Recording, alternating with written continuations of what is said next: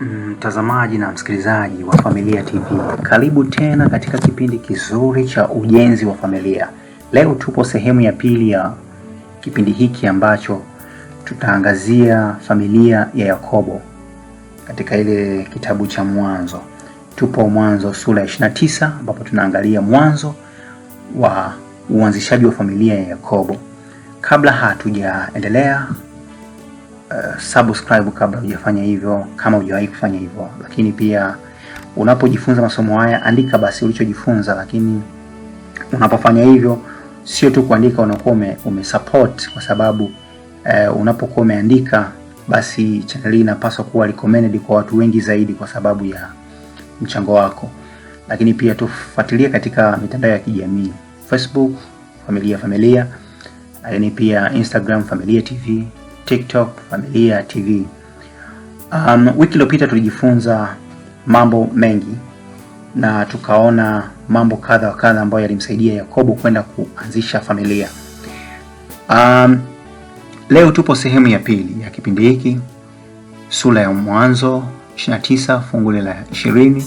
Tunagundua sasa Yakobo anaanza kutumika, na yenyewe inasikika kwa namna hii: Yakobo akatumika miaka 7 kwa kumpata Raheli, ikawa machoni pake kama siku chache tu, kwa vile alivyompenda.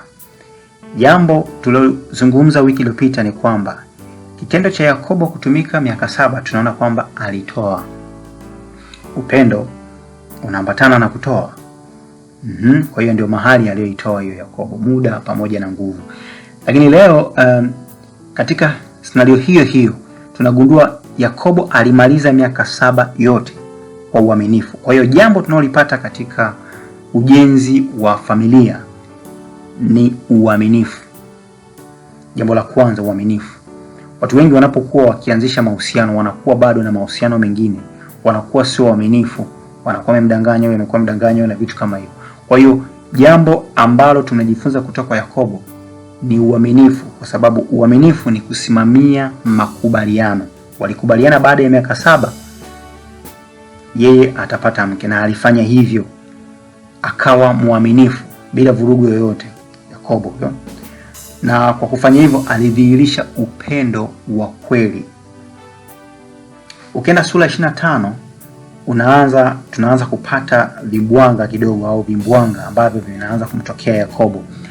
Amekamilisha miaka 7, anamuomba Labani ampatie mke. Labani anambadilishia mke, badala ya kumpatia Raheli anampatia Lea, yule mwenye macho malegevu ambaye hakumpenda, alimpenda Raheli. Baada ya hapo sasa, asubuhi, kumbuka zama zile walikuwa wakipewa wake usiku. Sasa hivi anaamka asubuhi, anakuta mwanamke sio Raheli, anakuta mwanamke ni Lea. Kwa hiyo hapa ikatokea kitu kinaitwa udanganyifu. Hii ni changamoto ya kwanza ndani ya ujenzi wa familia ya Yakobo. Maana yake ni kwamba katika ujenzi wote wa familia, katika safari yote ya uchumba, katika safari yote ya familia, unaweza kukutana na changamoto kama hizi. Wewe unaweza kudanganywa na mpenzi wako, unaweza kudanganywa na mke wako au mumeo. Inaweza isiyo changamoto ya udanganyifu, lakini inaweza ikawa changamoto ya aina yoyote ile kama kikwazo. Sasa kinapotokea kikwazo tunafanya kitu gani? Yakobo alifanya nini? Ni kweli alikubaliana na hiyo changamoto, lakini akakubaliana tena kwa mara ya pili. Maana yake ni kwamba atatumika tena miaka 7 kwa ajili ya kumpata Raheli, kulingana na desturi ambazo zilikuwepo. Maana yake somo tunalolipata katika scenario hii ya Yakobo ni kwamba changamoto zisikufanye kutofikia malengo yako. Mtu amejaribu mara ya kwanza, mara ya pili, mara ya tatu, ameshindwa, amekata tamaa. Yakobo anatuonyesha kwamba hivi, jaribu tena. Umejaribu mara ya kwanza, jaribu tena mpaka lengo lako litakapofanikiwa. Usimwoe huyo, usifanye nini, dhamiria mpaka lengo lako litakapofanikiwa. Una struggle masuala ya kiuchumi na vitu kama, dhamiria, jaribu tena mpaka lengo lako litakapofanikiwa. Yakobo alifanya hivyo. Katika scenario ya udanganyifu tunaangalia jambo la pili ambalo lilikuwa limetokea katika familia kama matokeo. Tunasema hivi, ulilowafanyia wengine ndilo utakalofanyiwa. Ikumbukwe kuwa Yakobo ni mwizi wa mibaraka ya Esau. Kwa kushirikiana na mama yake wakadanganya, akachukua mibaraka ya Esau. Akakimbia, alidanganya. Alichokifanya, akaja na yeye akadanganywa. Maana yake ile test ya maumivu aliyopata Esau, Yakobo ndio anakuja kuipata katika siku ya leo. Maana yake ni kwamba kila tendo unaolitenda ni mbegu umeipanda, ni lazima yote ulichokifanya utafanyiwa. Ni vyema zaidi kabisa katika ujenzi wa familia ukajaribu kuwekeza kwa kutenda mema, kwa sababu mema ndivyo utakavyotendewa. Katika scenario ya udanganyifu tunapata jambo lingine ambalo tunagundua kwamba ndani ya hiki kuna dhambi ya ukoo ambayo inatembea katikati ya familia. Ikoje? Laban na Rebeka ni ndugu. Aliyeshiriki kudanganya mibaraka ya Esau au kuiba alikuwa ni mama yake Yakobo ambaye ni Rebeka, ambaye ni ndugu yake na Laban ambaye ni mjomba wake Yakobo. Kwa hiyo unagundua aliyeshiriki kudanganya kuiba mibaraka ni Rebeka, lakini aliyemdanganya Yakobo ni mjomba wake. Maana yake mtu na dada yake ni waongo, ni wadanganyifu.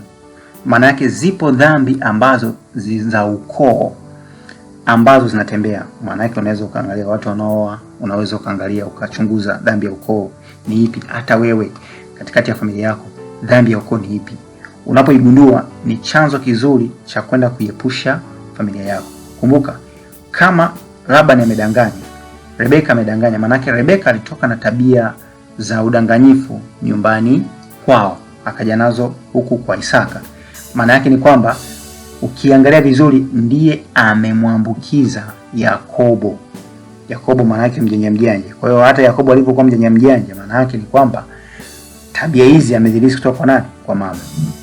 Unapochagua mwenzi, maana yake unapochagua mke, unapojenga familia, hakikisha unajenga na nani ambaye athari zake hazitokwenda kuathiri kwa ukubwa familia yako. Kumbuka, unapochagua mke au unapochagua mume, unachagua trainer au mkufunzi wa watoto wako. Kumbuka, familia bora, taifa imara. Mimi ni Satumbu. Karibu tena.